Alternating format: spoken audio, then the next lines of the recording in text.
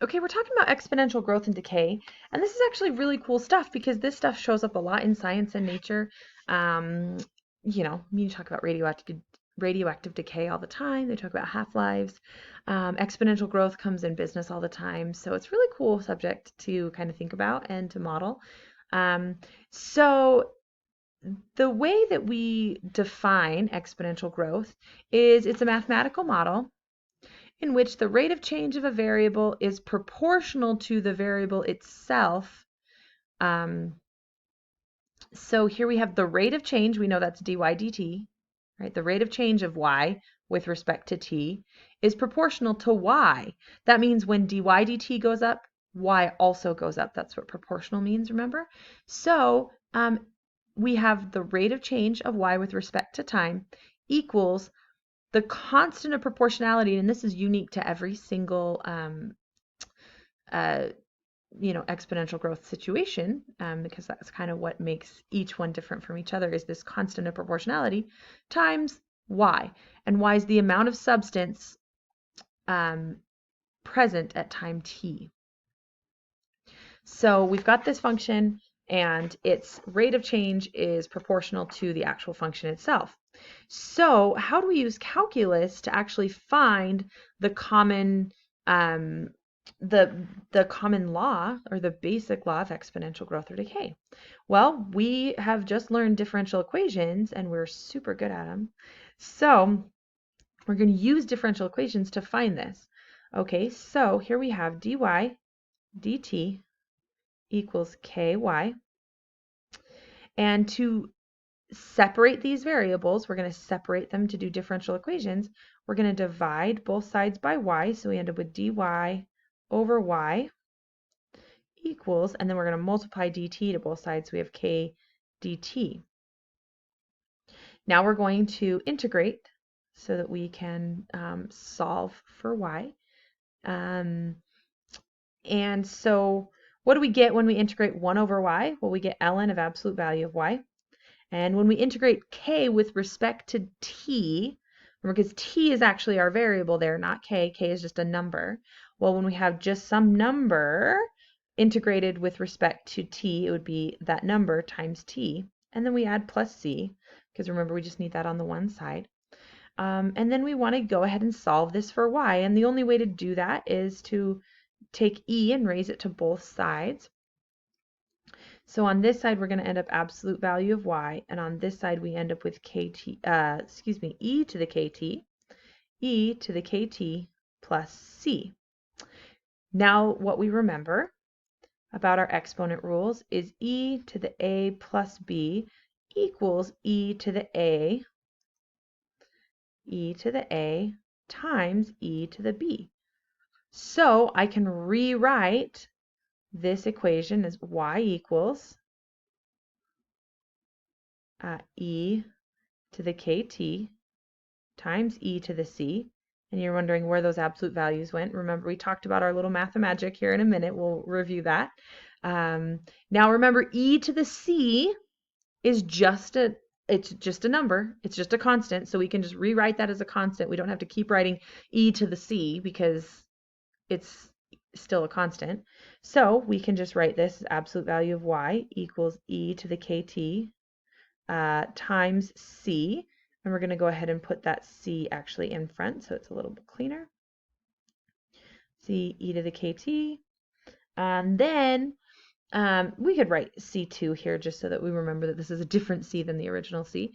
Okay, and then we look at this and remember those absolute values can go away because that constant could be plus or minus and it doesn't really matter. So we don't actually need to write the plus or minus. So in the end, we just get y equals c2 e to the kt. Now this is the basic law of exponential growth or decay. And as you can see, each of these things has the description there. So if you're memorizing this, you make sure you memorize what each thing means, right? So some of you might actually be able to derive it and be able to use the separation of variables to, go through the differential equations process. But if you memorize it, just make sure you remember that what C means and what K means and so on.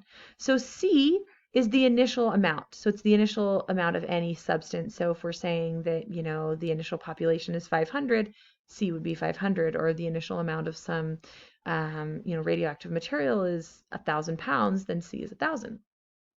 K is the constant of proportionality. This is something we're not usually going to be given. We're going to have to figure this out with math. If it's greater than 0, we're looking at growth. If it's less than 0, we're looking at decay, which makes sense because, growth, a bigger number, like bigger than 0, is going to make it get, in the end, you're going to get bigger over time, and the less than 0, it's going to get smaller over time. T is the variable for time, and then y is a function of time, and it's the amount of substance present at time t. So that's like the output of our function tells us how much of something is left at any given time.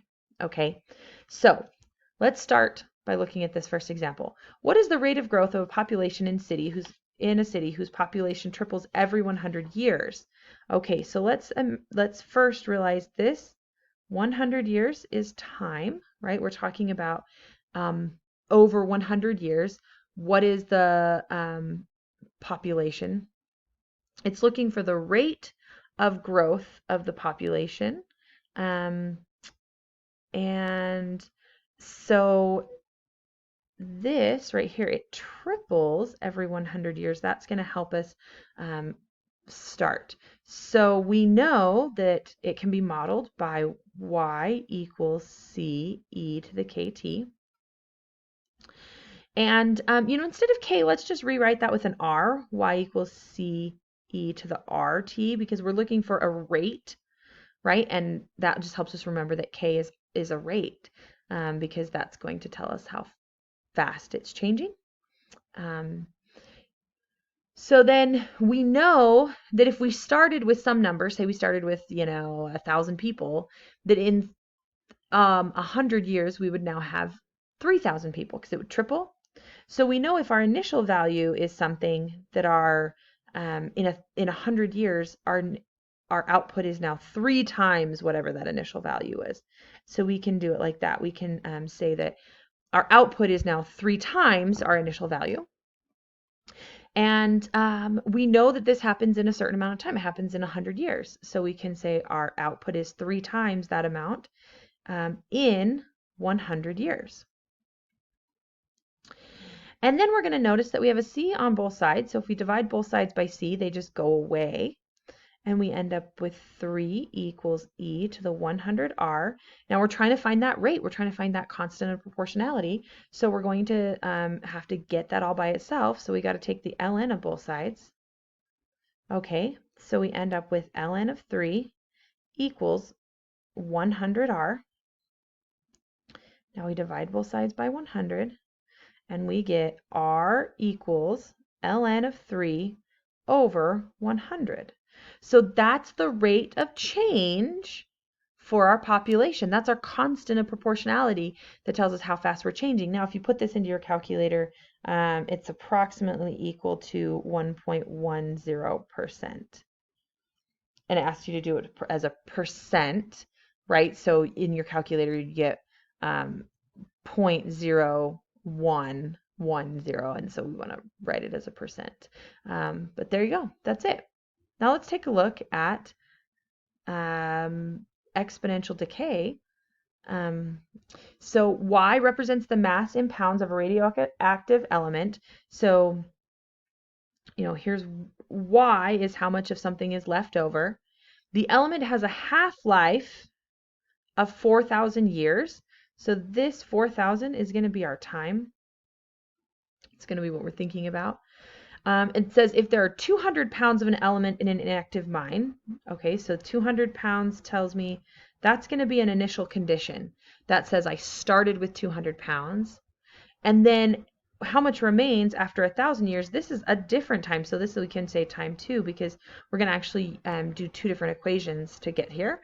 Then we're going to use that 1,000 later to figure out how much is left if you started with 200 pounds. Okay, so first we need to find the constant of proportionality, because that's usually the thing that we're not given. We usually have to find the constant of proportionality first.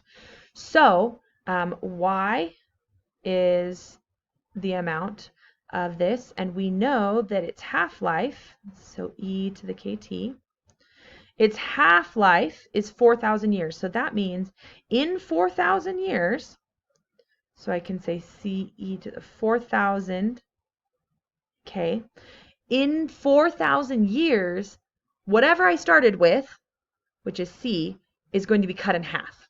Okay, so whatever I started with is, instead of being c, now it's half of c. Okay, so I can put that like that, and then I can start solving for that constant of proportionality so that I can now use that to calculate things. Okay, so my c's cancel out on both sides because I could divide both sides by c. So I end up with 0.5 equals e to the 4,000 k. Now to get k by itself, we need to take the ln of both sides so that we can get it out of the exponent.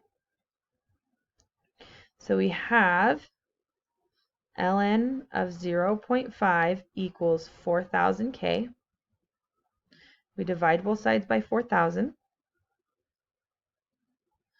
And we get ln of 0.5 over 4,000 equals k. All right. Now what I want you to do is plug that into your calculator. You get negative 0.0002. You're going to store this. Okay, so you press store and you press K, and you're going to store it in there as K. So we have it, we can use it later. All right, so we know our constant of proportionality is K, which means, this is like kind of the culminating thing, the amount of the substance left over at any given time is the initial amount, C, times E to the K, which we found, we can use that stored value, times time. Okay, so if we know a time and we know an initial value, we now have that k, we can figure out how much is going to be left in any given amount of time. So again, this first bluish purplish part at the top, that is getting us the constant of proportionality.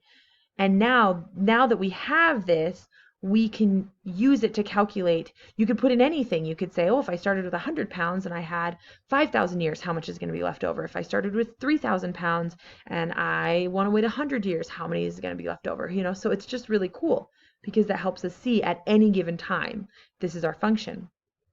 So we have y equals, what was our initial condition? Our initial condition was that we started with 200 pounds, our initial amount. E, and then we're just going to use the k that we stored because it's that like negative 0.0002. And then what's our time? Well, our time is 1,000 years. So we're saying in 1,000 years, if I started with 200, in 1,000 years, how much is going to be left over? So I just plug this into my calculator, 200 times e to the, and then I put in 1,000 k, and it will spit out about 168.179 pounds is going to be left over. So that's actually kind of crazy if you think about this in an environmental sense, that after 1,000 years, we only started with 200 pounds of it, that we still have 168 pounds after 1,000 years. So anyway, there you go. That is exponential growth and decay. We have just one more video on Newton's law of cooling.